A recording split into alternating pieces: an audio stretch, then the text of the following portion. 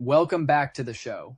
Today we're joined by Simon D from BottBott Business Systems, where he focuses on building intelligent operations and workflow automation for the professional services industry. This led us into a deep and engaging discussion about the critical topics of AI safety, data security, and privacy, which are central to his work with clients. Simon, thanks for being here. Let's dive in.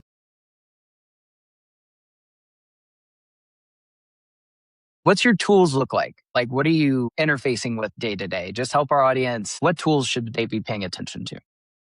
Yeah, so there's a couple different kind of methods. I always have like essentially Claude running, whether that's just the regular web or even Claude desktop, and using Cowork. I use Workbench a lot as well to like test outputs first, and then I'll put those, I'll incorporate those into what I'm building with Cowork. I use Cowork when I want to like create, say, like a server from on my computer where I'm going to need files like directly print, like essentially put onto my onto my C drive or whatever. And then I also work a lot with AppScript as well, because a lot of clients are just in the kind of Google space already, and it's amazing kind of what you can run out of a spreadsheet. It is like, Dude, I have to double click on that. Like, people always ask, like, what is the advantage or the leverage that Black Flag is compounding whenever we're selling our projects? Like, Google Apps Scripts are a game changer because you're not even getting usage-based pricing. It costs nothing to run them in your workspace. They're very lightweight scripts. And so one that we are just hot and bothered about, right? Just as an example for people, is every Google Meet transcript that hits my email, right? It says notes are ready for X meeting. Google Apps Script organizes it by client, pushes it into GitHub, and Claude has access to all of my meetings that fast, right? In ways that I control. yeah, And it costs $0, right? But Google App Scripts it's a great way to reduce token cost. I love that you're bringing that up, because I don't think enough people talk about it, right? Like, your tools exist. If you're in Google Workspace, use Google Workspace, like there's Gemini, like you can just compound. We talk about compounding leverage a lot lately. So I might be beating that to death, but very cool to hear. Very cool to hear. What else? What about like Obsidian and such? Are you on the Markdown train? I don't use Obsidian. I mean, there's so many things out there. It's like a little overwhelming, and it's overwhelming for everybody. Like, all my discovery calls are essentially people who are like, I have no idea what to use, how to use it, what's actually a benefit, and to some degree, it's like the same for the people on the other end who are building things too, right? There's so many. So I haven't touched Obsidian. I am sort of familiar with it. I haven't used it. I'm mainly, like I said, I'm mainly working in like VS Code, and I use a little bit of Codex, not too much. I've just sort of come accustomed to Claude Code. And again, it's just like you're kind of jumping around all the time, right? It's just like, once you got your workflow, it's just, I just find like you kind of just get in there and work on it. So I don't jump around too much, but I will, like, if I get kind of stuck on a problem, I might pass it off to like another model. But again, you have to then import all that context, and that can sometimes backfire as well, because then it starts problem solving something that maybe you didn't really want it to begin with, because it doesn't have your entire project like history. So that's so really right now it's the app script, VS Code, Claude Code, Workbench, Cowork. And then, and I'm on GitHub for a lot of my like projects and deploys and stuff, and for Vercel. The AI agent, actually, I think it probably sent you an email by now if you want to check. Yeah, do we want to pull this up? I'm interested. I'd love to hear about your agent and some more of these recent builds, what you're working on. I'm happy to screen share this as we go through it. So it might have gone to your spam folder. Yeah, it's right here. Oh, it's right there? Okay. It believed you. Yeah, your trust is high. Good, because I've been working on it, because the first few went to spam. So if you click that link, I created this link now over a week ago for the first. I'm pretty sure it's still live. I checked today. It said it was still live. The token's active until it's clicked on. So if you click on that. So yeah, for our people who might just be listening by audio, I received an email from Simo, Simon. His AI has something for me. It says, Simon mentioned you today. My digital employee, his AI, has been briefed and is ready to build something personalized for you. Click the link below to get started. It takes about 20 minutes and you'll receive a follow-up email when it's ready. Yeah, let's go. And actually I got to change that. It's not 20 minutes. It's like 2 minutes. Yeah, right. It's funny how the AIs just have no concept of time. So I just received, it's working. I received on my end a Slack message from my agent. It tells me, I'll just pull it up here. I'm not sure if I can. It says, demo started for Eli Wood at Black Flag Design. Gives me a little task ID number. And then it says, watch the PWA for progress. So I have a little dashboard that I have that I can see. Can I screen share? Yeah, I can. You should be able to. Yeah, feel free. It'll, I think, just take over. Agent back, dashboard, presentation, screens. Yeah, hopefully it, here we go. Hopefully it's not too late. It hasn't already. Oh yeah. Okay. There. Can you see that? Yeah. Let's see. It's loading now. Okay. I'm here. Yeah. So it's got a little discovery. It's saying here. So it's at step 2 of 5 of the build. So what it does. So this is essentially a demo I created because I was getting a lot of people just didn't know. They didn't know what AI can do, what tools to use, if it's benefit to them. So I wanted something that I could use to quickly show people on a call, just the way in which it can just work in the background on a task. This works off like a templated design, right? Because I needed it to be smooth and I needed it to work. Yeah. So you've got some checks in on you're being opinionated about components and approach and trying to keep it strict because you just want to stand up a prototype. Yes, exactly. And then what this thing actually does, it's working here. It's probably almost done. It usually only takes about 2 minutes and costs about $1. Here it is. It says right here. It's been $1.25 right now. Yeah, and there we go. There's my Slack message. So there is. It's a new email. I've just built a personalized page for Black Flag, focused on how AI is reshaping the studio's work with health tech, fintech, B2B SaaS. Nice. You need a first credible product to start selling. Like it. Ooh, yeah. It's got my LinkedIn there somewhere, right? Yeah. There's design it and CBRE. So when I pull this open, let's make this big for folks. Very cool. So it's introducing us to a scenario. Yeah, this is so true. Oftentimes we show up with a prototype before we even do a intro to a new customer. So that's really spot on. So yeah, you don't necessarily have to go through it all, but essentially what these pages do, they're like a what if page. So it's it frames it as a question and essentially it researches the person on the call. So I essentially give it their name, their email address, and their website. It will do some preliminary research, and then it essentially creates a scenario what if, how AI in the future is going to impact that person's industry, and how they can use it to leverage, right? So the idea is that it gives some a little bit of value. It'd be interesting to get your input on this because. So another thing I did is if you look on the email, there's a blog post. So the agent, I have the agent reflect on its process. Oh yeah, I see. My digital employee wrote a journal entry about what happened today. Yeah, because I wanted to get its impact, its thoughts on what it was doing for me.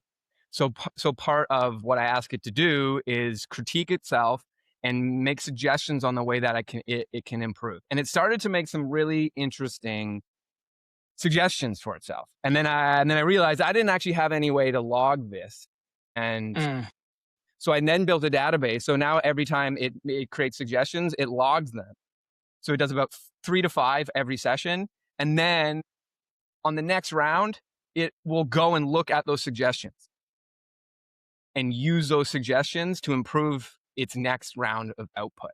So yeah, this is super important, right? And I think for people listening, whenever we're talking about topics like this, whether you refer to it as self-healing, you can refer to it as self-improving, the hardest part of helping these things get better is knowing what actually to take action on.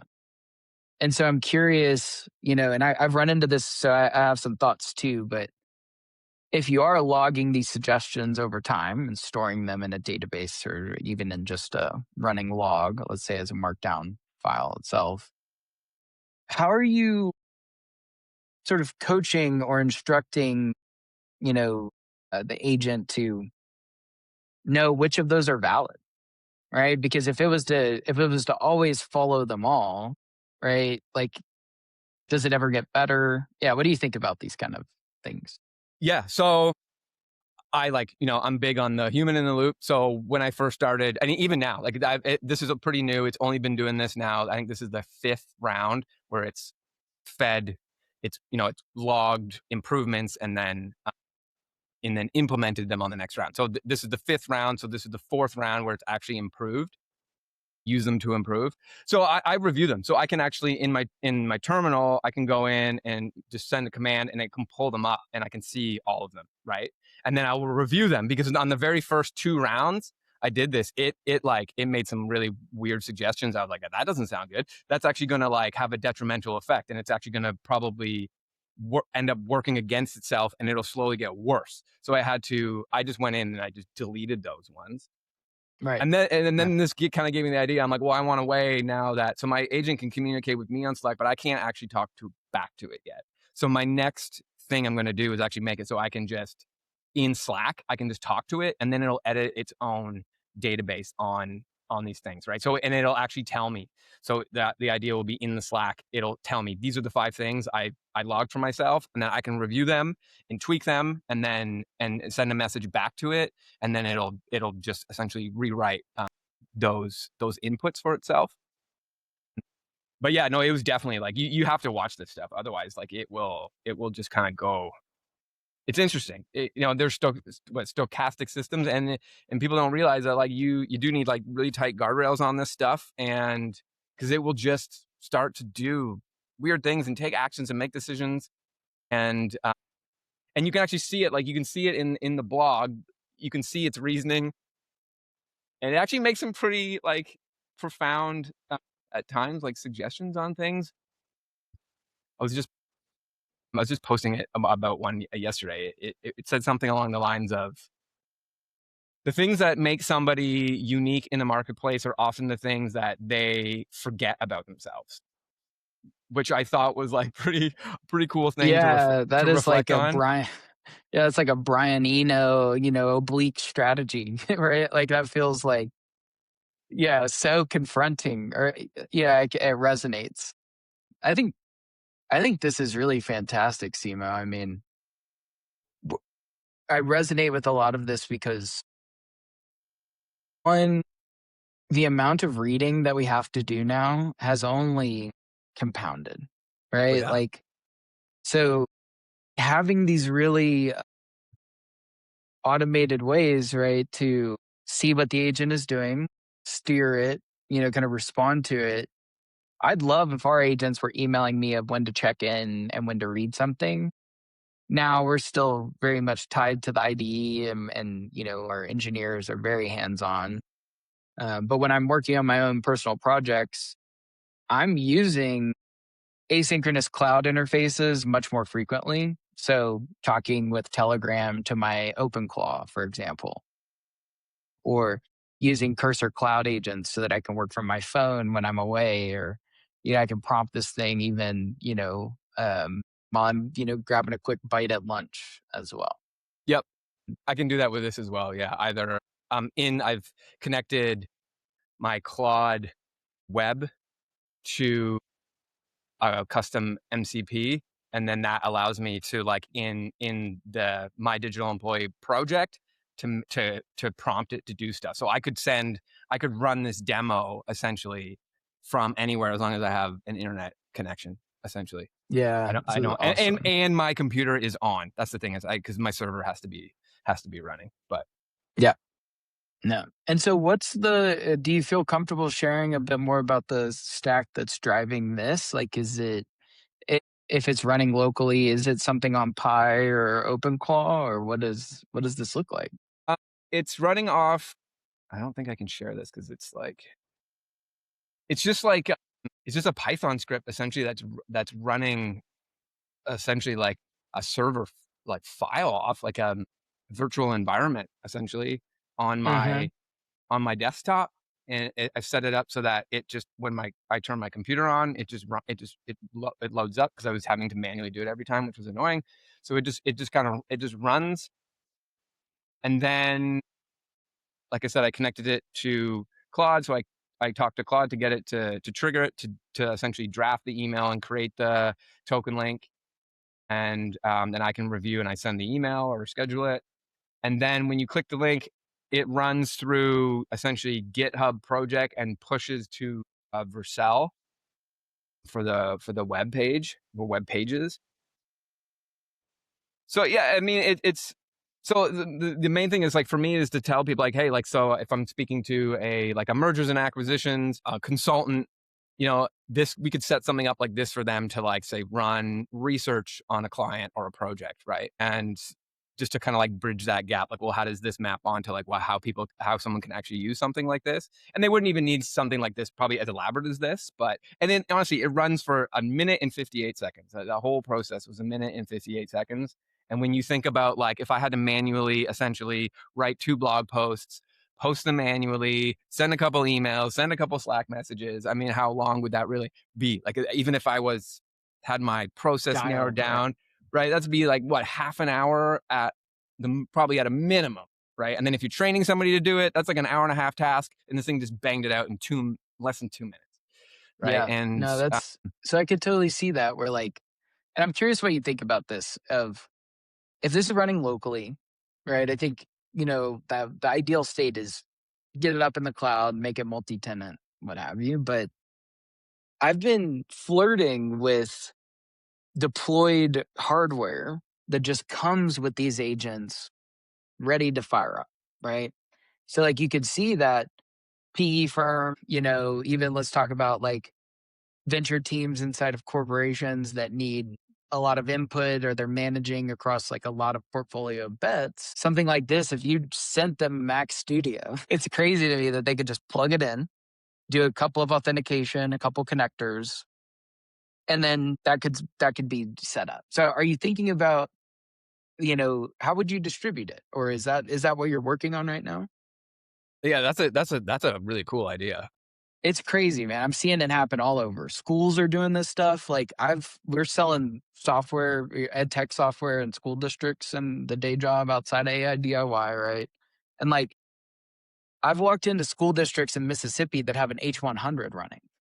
Like they're buying GPUs trying to figure out how to use AI right now. So I think businesses are going to there's this weird drift back to local compute that typically people were just tossing up to the cloud, and costs have just gotten outrageous, right? Yeah. So And the security risk too, right? When you're just sending, like, that was one of the things I bumped into, which is kind of like why I also wanted to build something local too, because I'm talking to lawyers and accountants and, like mergers and acquisitions consultants, and they don't necessarily some of them have even started to vibe code something for themselves. And then they realize, wait, I'm about to send like some sensitive client information through this thing. Like, is this legal? Am I going to get into trouble? What happens if there's a data breach and all of a sudden this client's information is gone? I know that like the frontier models are like, they're pretty, their security is pretty good, but it's not unheard of that, there's leaks and attacks and stuff like that. So it's like, so what is the solution? And I do feel like the solution is like locally deployed systems, man, right? yeah. And if anybody listening has, I don't know if you've played with the Apple Siri SDK and their kind of Apple Intelligence SDK that's now available, but it's all on-device computing, right? And the stuff that you can do with the developer kit is pretty powerful, even though people are giving Apple such a hard time for how behind Siri is. But Apple with on-device compute is just, it's going to be insane. Like for example, in the school districts, right? Like we're serving tons of Whisper models from a single Mac Studio. and it's protected. It's got all the right systems in place, but it's amazing what 128 gigs of RAM and a Mac Studio can do for you. Like, I'm blown away that it could even be anywhere near reliable and performant enough. So whether it's, what's going on with Apple and the MLX, kind of space and these MLX optimized models, even things like Transformers JS. Have you come across this? It's like in browser LLMs. You can just mount an LLM to the browser. It's crazy. Is that different than, say, Claude Chrome extension? Yeah. So I can same now, idea. Yeah, I can now build my own Chrome extension using Transformers JS, which literally just allows me to mount the model to the browser. And so I don't have to grab, some huge model, load it onto the machine. They're doing some really clever stuff in partnership with Hugging Face to like run these models from the virtual machines, but you're accessing it just through the browser. So you don't Crazy. need a heavy device to hit it, but it is bandwidth intensive, right? That's your trade-off. So you got to have good connectivity. So regardless, the same digital divide issues are still there, right? You got to have a good computer with good compute, or you got to have a good internet connection. The 2% of the world that remains without those things, I think it's something like that, or 3% of the world that don't have that kind of connectivity even through smartphones. The gap is just increasing there. But I think, there was a big push in education to go one-to-one with, computers, right? You get one computer per student. And that's been the big push for the last 20 years. The next step is one-to-one. Every student will have access to compute, right? Like whether it's on device or, before that. So I don't know. I'm very optimistic, right? The future looks very, very bright from where I'm sitting, right? So I'm curious, like, what's the climate like in Belize around this? Like, are you hearing people in your community, around you talking about AI? Like, are you surrounded by other people in an AI community, or are you just like a lone wolf right now building? Tell me a little bit about what that's like. Yeah, I would say I'm probably the latter. Belize is still like everything is analog. It's all paper. Like you pay cash for most things. I mean, I do live in like a touristy area, so you can use, there are, card machines and you can tap on your phone and stuff like that. But like when it comes to like how the country is run, the government itself, it is just all paper. Everything is paper. You go to like the accounting office, because I'm doing residency stuff right now, so we've had to go to all these different the tax department and the police and get all these record checks and just get them to sign off and stamp stuff and whatever. And it's just boxes. Like it's just rusting metal filing cabinets and just boxes of paper. Like, and then like when they they hit that 7-year mark, they literally just go out back and they just light the boxes on fire. Like, no, I am not joking. Like it sounds funny. It's real. Yeah. A friend of mine literally saw like some tax department workers just like jumping boxes into a ditch and lighting it all on fire. Dude, what's crazy about this is that I used to work for the city of Austin back in 2017, 2018. And there was a big push at that time to go paperless because it was the same problem, even in Austin, Texas, where you had people whose sole job was to pick up paper timesheets from different parts of the city, do the computation, reconcile it, do data entry. And they did an estimate of how much money the city and constituents could save by going paperless, reducing headcount on materials and people. You're talking savings of $20 million plus a year. For just all you had to do was get a SaaS. like it, and it was amazing how controversial it was. It was like people's jobs were going to be lost, right? And that is a kind of wild byproduct of the innovation that's happening, right? Is like we all see, like I can't believe they just literally are storing that in filing cabinets, and like it is absurd.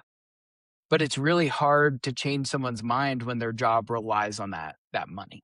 Yeah, and Belize And is a so, tiny country, right? It's 400,000 people, so they can actually get away with just having everything in paper because it's not a huge, there's not a massive population. A lot of the population doesn't even have bank accounts. It's developing countries. Like there's a lot of places I just got electricity like 2 years ago.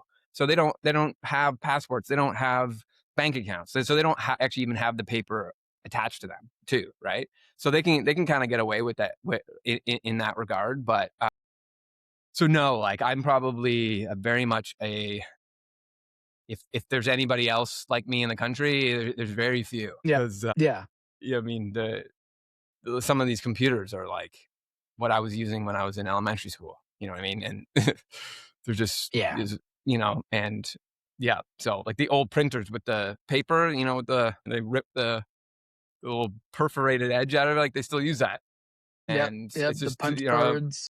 yeah, it's just yeah. Wow. So it's not a very techie country, and then I also there's also kind of the question of like kind of corruption and stuff in the country, and some people think that they'll never go digital because then it's becomes a lot harder to kind of scam a little bit, and take bribes and do things like that, which That is a thing that here. So. cynicism, yeah, that cynicism will be there whether the tech is there or not, right? Hmm. Like that's the ever kind of present human condition. But I have a certain amount of weariness about those kind of things too, right? Like, when you really think about, and I gave a talk about this the other night, to a group of college students and some AI enthusiasts out here in Denver.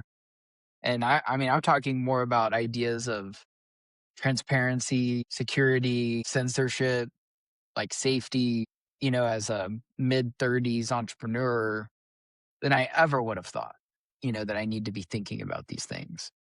But, one example of this, whenever we're doing our consulting work, everything is recorded now. If the client isn't willing to sign up for recorded meetings, our process won't work. Those meetings get turned into insights and follow ups and decisions. Those then influence what tickets get created, what we're tracking in linear. Agents pick up the work in linear. They put PRs up. People review them. Then you get into kind of the dev loop and really solving something. And so if all of that was obfuscated, or like historically that data would have been, the engineering team, the IT team, the marketing team, or the sales team. But since we have just a uniform layer that everybody can access, it's the whole reason the business can be as effective as it is. And I talk to people all the time that can't make this transition. Like the moment they try to make their team operate in transparency, you thought it's World War III.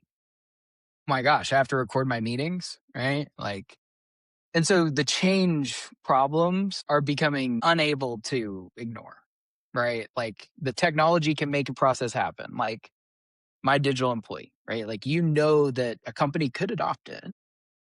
I'm curious, like, what kind of objections are you hearing? Or how are you handling objections? And are you getting much pushback on some of these ideas of what you're trying to discuss with people? So it's like yes and no. So it's mostly hesitancy. People are just like they don't. Which is why I built this, because I wanted because you can just tell somebody, oh, it can do X, Y, Z, but then they're like, and then they don't know, and they're hesitant to cough up a bunch of money for something that they like haven't seen in action, and they don't know, and they don't trust that it will do what you say it'll do. And then and then obviously the security is like a serious consideration for a lot of people. People are like, because that really hasn't been solved. I think maybe like enterprise level is starting to get there, but as far as what's available for the SME is like not. There's really nothing yet, I don't think. So there's no like example you can point to, and if there was, it would probably be quite expensive.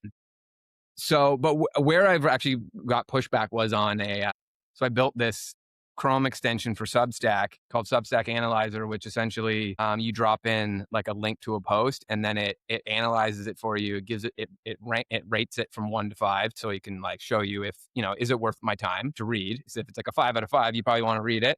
If it's a 2 or a 1, you can probably not. And it gives you a little synopsis, and then it actually would auto generate 3 different comments. And I got a lot of pushback on that because people were like, it's just going to be a sea of bots. And I got it. And I get it, right? Because people are posting using AI, and then people are commenting using AI, and then no one's actually really talking. It's just a bunch of bots talking. And so like, I got that. I actually ended up reframing the whole idea just to be like more of the analysis, and sort of like, Right. if you're on Substack, it's like, it's a crazy, man. You'll get like 200 emails a day, and it's like, how am I ever going to read any of this stuff? So this actually will just allow you to kind of like quickly kind of triage and find out what's worth your time. But so that was kind of the reframing, but I haven't put too much effort into that. It was just more of like a little fun idea build project that I just, that's what's amazing right now. It's like, you got a little idea about something, you can just be like, okay, I'm just going to get on there and build out a plan and then pass it off to a coding agent, and it builds it out for you, and then you can deploy and then you got this app running, fairly quickly. And then there'll be a lot of like, testing and debugging and stuff to get it to work. But like, the barrier to entry on kind of any software now is so low. And if you have an idea and you have the willingness to put in some time to build something, you can essentially kind of build anything you want right now. It's pretty crazy. And I was just having this conversation with the founder the other night. They want to build a product that my initial reaction was that I think the LLMs just do that now. And I said, hey, let's try it. Pass me some of the information you have, maybe some of, your business plan, like let's even just do the business model, right? So they passed me a couple of Canvas exercises they had done, a couple of documents they had generated from their back and forth with Claude. And I brought it into Cursor, and I just said, hey, like, just make this business, and it reduced it down to just a single agent skill. But then the next time I hit the agent skill, I got the same type of analysis that their product was trying to contrive and generate. And so my default, whenever I hear, people with new ideas or businesses that are looking to experiment, is to just see if the LLMs could do it now. Because something happened in December 2025 that I actually think the broader public is still catching up to, is that these things got really good right at the turn of the year, right? Opus 4.6, now Opus 4.7, GPT 5.4, now GPT 5.5 with extended thinking or high thinking. I mean, I'm hard pressed to find a technology that can't be built, right? And I'll share two other examples of this. I've got a good mentor who said, hey, Opus, my sensors on my rainwater collection are on the fritz, right? I've got a digital sensor that sucks. And he was just like, Claude, figure it out. Claude said, hey, you have security cameras. Can you give me those feeds? And I'll just watch it and we'll measure it with pixels. And so now his rainwater collection is much more accurate over a periodic slice of his security cameras than actually the digital sensor in the water was. The pixels are doing a just fine job of measuring the height of it. And so that was interesting, right? Like it was like a non-trivial and kind of novel approach to measuring the rainwater collection at effectively zero cost, where he would have went out and bought like a mechanical sensor, went out and bought a digital sensor. And so that makes me really excited for like access. I'm like, oh, just with some tokens and some some energy, like that's pretty crazy. And then another interesting kind of outcome here was like, we had a customer that wanted to build some personalized chat services. And I was like, I think that GPT is more personal, like Claude is more personal, right? They have their memory figured out, long and short term. And to build those systems in, a lot of people don't realize is the work now, right? Like we're scaffolding memory systems like we were talking about earlier. Like what do I need to what do I need to retrieve or not? And so a lot of times when people are like, oh, I'm going to build something that knows this person, it's an immediate no-go. Like we just aren't going to have the scale to do that as well as the big players. Yeah.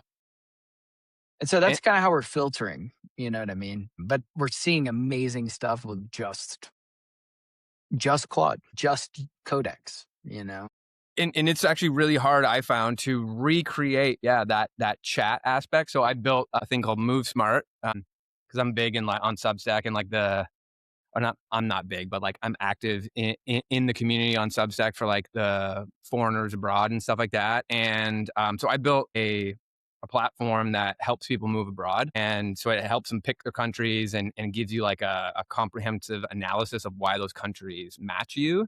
And it kind of, it runs a chat. And I found it really, really hard to actually match the chat. The chat is like, I will admit, the chat is super bland. And because if I gave it a little bit more character, it would just veer off and start asking questions that I didn't want it to ask, because the report and the country match is set on specific answers to questions, and then it would just start wandering off, asking random stuff, and it was more like personable, but like it wouldn't hit the trigger, which is supposed to generate the 3 country matches, then which generates the report, and I'm like. So I had to really scale it back and make it kind of bland. And then that leads to the question, like, you just mentioned it earlier. I was talking with somebody I met on LinkedIn, and he was building a platform. So we shared platforms to test. So he tested mine, I tested his. And yeah, he brought up that exact question. It's like, what's your differentiating factor now? If you're going to build something, what is it doing that these frontier models just don't already do really well? Right. And that gap is like, I think, starting to close. Like it's just they're starting to be able to do so many different functions and well, that like you really have to start like niching down, finding a problem. So like what I would say about like MoveSmart is like I'm pretty confident that an LLM, if you just kind of you ran through the same questions, you would get different results, mainly because in my testing of it, I found an inherent bias baked into the LLM model that I then had to break, because it was only giving me like the same 6 to 8 countries over and over again, because I tested this thing like a bazillion times. And I'm like, why am I getting Portugal every time? You know what I mean? And it turns out that there's a bias in there that I had to then break. And then also the report is I put a lot of effort into like the prompt creation for the report. So I would say that like there's a differentiating factor, but even still, how long does that last? I don't really know. So it's like, there's a lot of what I call like thin wrapper stuff out there, right? It's just like someone's got an idea and it's just like this one function and they throw Claude API on it and that's the output. But it's like, well, I'm not going to pay for that. I can just I already pay for Claude. I'll just ask Claude. Right. There was a brief time where it was like attractive enough to try out something that somebody was trying, but now knowing what I know, Claude, Codex, Copilot for the occasional, development need, they have one. Like there is almost no way for another crew to get the traction, to get the distribution that these guys have already. I think the cat's out of the bag. And so, typically we go and say, hey, like, let's just try to do it out of the box with Cursor. Like if Cursor can write its own scripts to achieve this, probably not going to win, right? Unless you've got really, really good positioning or really good distribution and you have some incumbency in like another area of the business.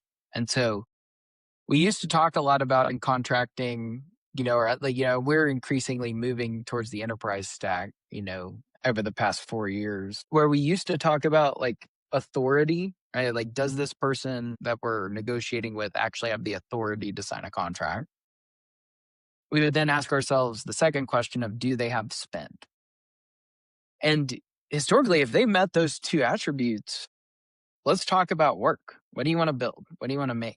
Now, let's say fast forward from 2018 to 2026. In 2026, there has to be a third question of distribution. Like if you can't articulate a captive audience or a strategy to own an audience and, farm it and grow it and influence, right? And like engage your customers. It's a non-starter in the same level of authority and spend.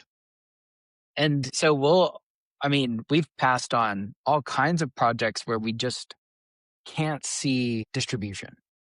If you're going to throw $500 in ad spend at a chatbot a month, it's like screaming into the void. Right. So I'm much more attracted to business use cases, much more attracted to enterprise use cases these days. Yeah, me too. We haven't really done any kind of consumer, public sort of, we're not launching apps on the App Store right now. I think that's a hard fight to fight, you know? Yeah, I would agree. Yeah. I think the focus too, is getting like the small to medium size enterprise like set up on these things. I think there's a massive market. They're hesitant to start. Like I'm just starting to see like people willing to kind of really take some action on it. But it's just an education. It's just an education question right now. They just don't. Nobody really knows, what these things can do, how it can help them, and right. And that's why I created that demo is just for that, because I was like, I just need to be able to show, just give a little, hey, this is cool, look what this thing did, and then I can say, hey, well, this is what it can do for you, right? It can research that client, it can build that proposal doc out for you and email you when it's done so you can review it, and like, right, especially if it's something that they do that's templatized already, which a lot of it already is, because that kind of stuff, that workflow is kind of already established, right? So it's just now like embedding that into like an AI system essentially that can kind of streamline some of that process for you. And what would take you, hours to research and write, it does in 2 minutes, right? Yeah.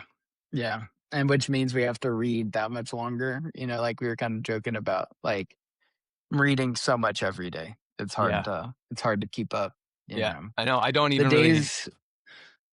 Oh, sorry. Go Go ahead. ahead. Oh yeah, I was just gonna say I used to read a lot, and then now, I mean, I still do read a lot. I don't feel like I'm reading a lot because I'm just reading off my screen. But I used to read a lot of books, but like I just don't. I'm exhausted by the end of the day. I just spend all day reading, right? Reading these outputs and writing. So it's intense. It's, we're definitely, at least the way our work is easily described as asymmetrical. We try to minimize what we put in with intentional prompts that maximize what we get out. And so we're writing a fraction of the amount that we're consuming. Fraction, maybe 0.2% written, 99.8% reading or, reviewing outputs. And there's a lot of people that don't want to do that. And especially given our work in education as well, I've visited a lot of school districts with dropping literacy rates. Like kids aren't reading. And so you're like, wait, if we're going to have to read all of this that AI is creating, but our kids in the future read worse, that's a weird problem if we don't turn that around. Yeah, that's right. Yeah. And maybe AI is going to be the silver bullet that actually helps with like increasing literacy rates, right? That's the hope, is that maybe we can have personalized instruction that improves that. But whenever people are like, oh, well, what do I need to be doing to get into AI?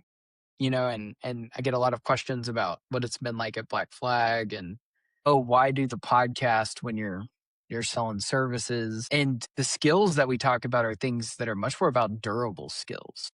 Can you define a task? Can you operate with executive function to make decisions for yourself or have agency?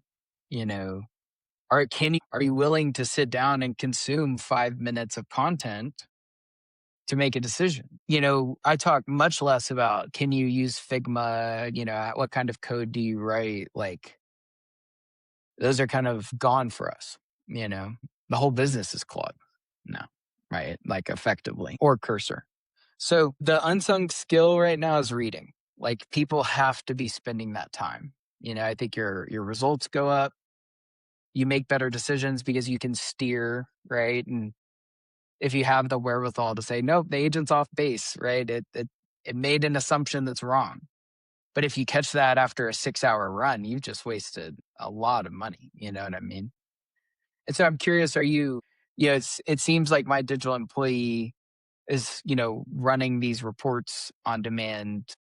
Have you experimented with long running agents? I mean, that's something that we're just diving into of, can we run it for 3 hours? Can we run it for 5? And then check in on it over longer periods of time? Like, are you dabbling anywhere there? I haven't yet. This is still like, its primary function is this, essentially. Mm-hmm. But I do have like a build out plan to, well, increase its security and also increase its reach, and so get it to be able to do more things autonomously on the internet, essentially.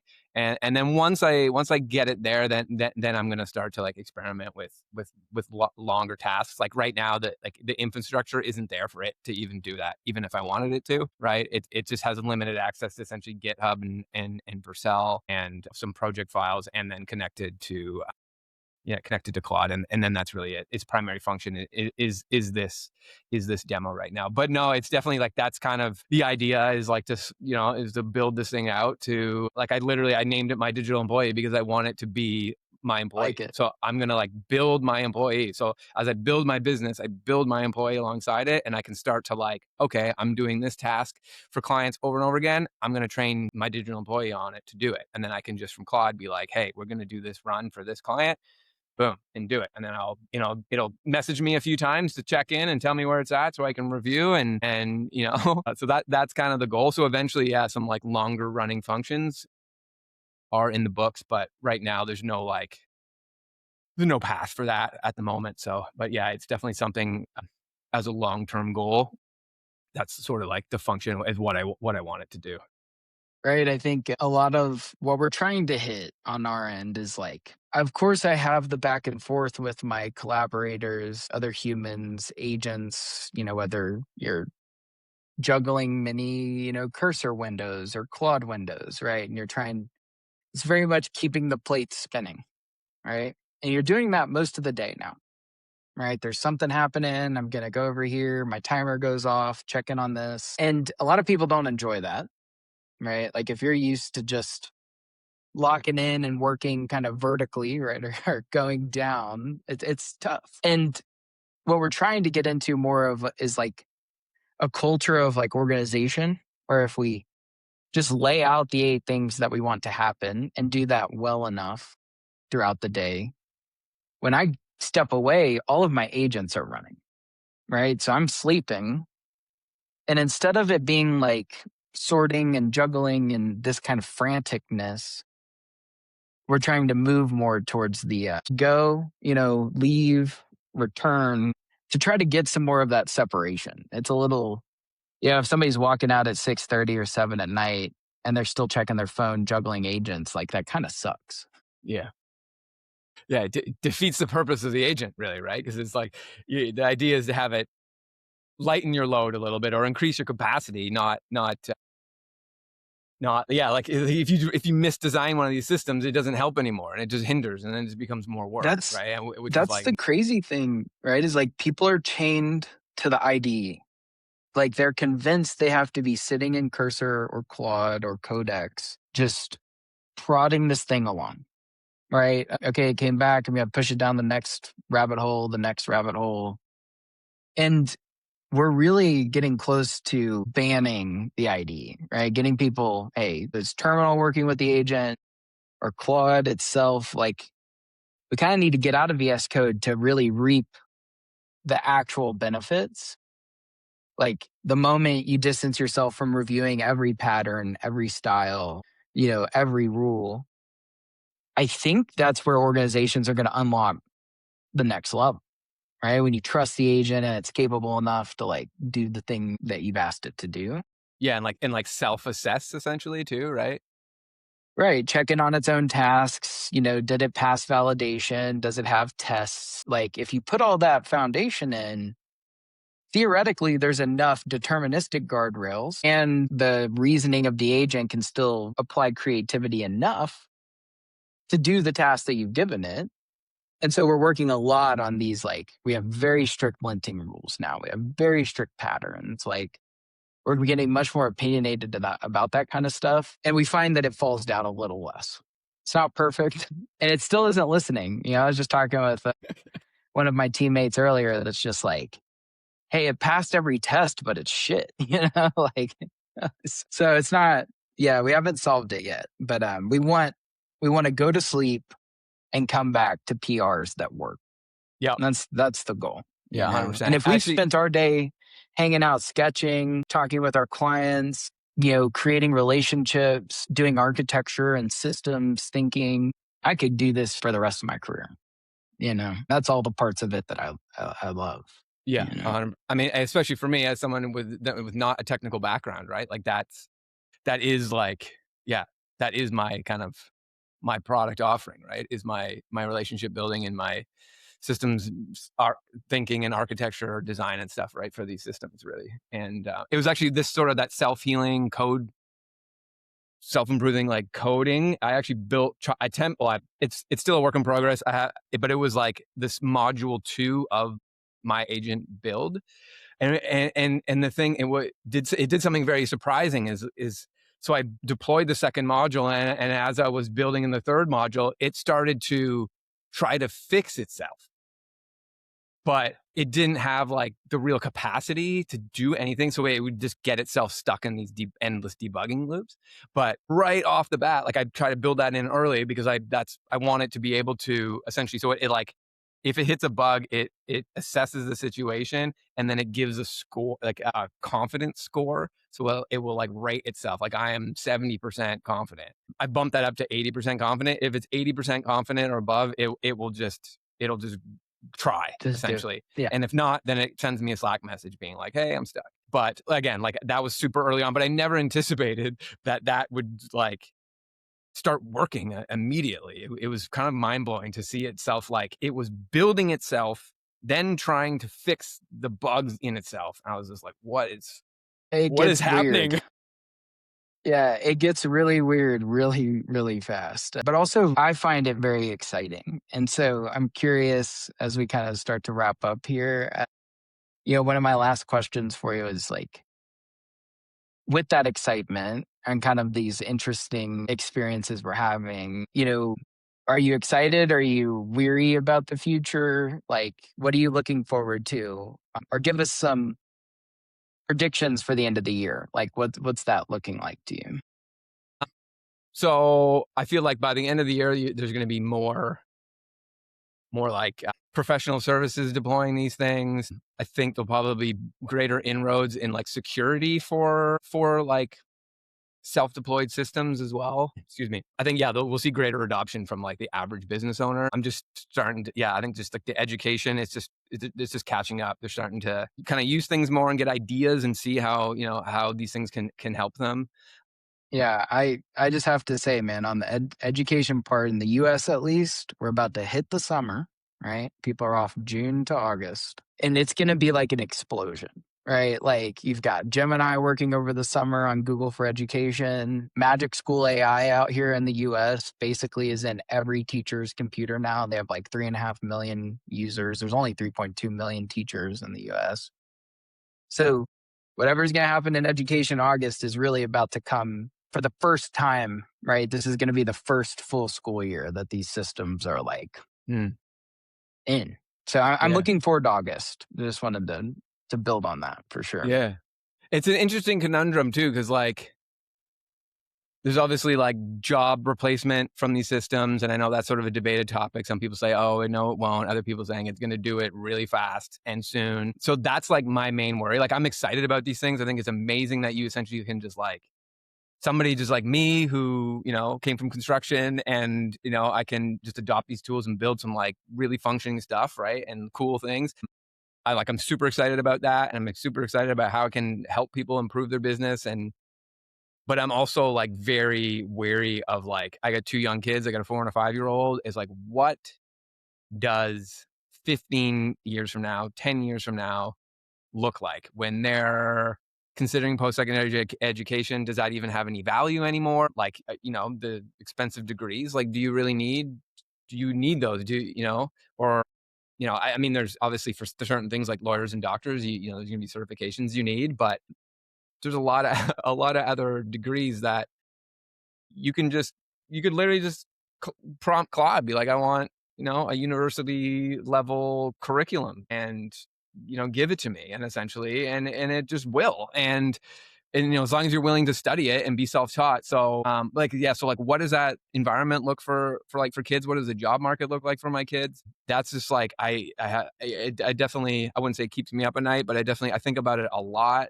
So like right now we're just teaching them to like, from young, just try to figure things out, be creative, yeah, like mainly just they love Lego and stuff, and they're constantly building with Lego, and we just encourage them to just keep building, and they build all sorts of stuff, and we encourage them to do it. And it's just like it's problem solving, it's creative, and I think like that ability with the ability again like to read at a high level, like that's going to be the skills that propel somebody forward. I think in the next like decade or so. So yeah, Yeah. that's I could, my only worry is like, yeah, what's it like for my kids in 10 years? what's shocking is we tend to ask this question, right? And like, I was surprised at first that when we asked this question of our guests, how often it actually comes back to the children are the future. A lot of people bring this up, and so I would say it's not a unique, kind of line of thinking. I think we all want the benefits to actually be reaped from this kind of phase. Like you mentioned, people are figuring out ways to learn differently, think differently about how to use them. And so the durable skills, right, are the most important ones. Resilience, adaptiveness, like I said, executive function. And so, I'm all for how education is going to adopt this. Like that's why we're in the space. But we're developing tools for adults to thereby help the children, right? Like Yeah. the adults that are directly influencing our kids are the ones that I'm worried about the most. I don't need the people that are saying like, cheat, you're cheating. That's wholly unproductive. And we've been lucky to see some of it. And Simo, this has been a fantastic discussion, man. I want to say thank you for Likewise. your perspective, and I'm just so excited to get to meet you and see my digital employee. That was super cool, and I hope folks check out the screen share. And we'll make sure to drop any relevant links, for the audience in the notes. You can share the agent blog link, and if people want to check it out, it logs all of them. So there's like 5 or 6 of them right now too, and they can read, and you can actually kind of see, and then they can even look at the demo runs too if they want. Thanks for watching this episode of AI DIY. See you next time.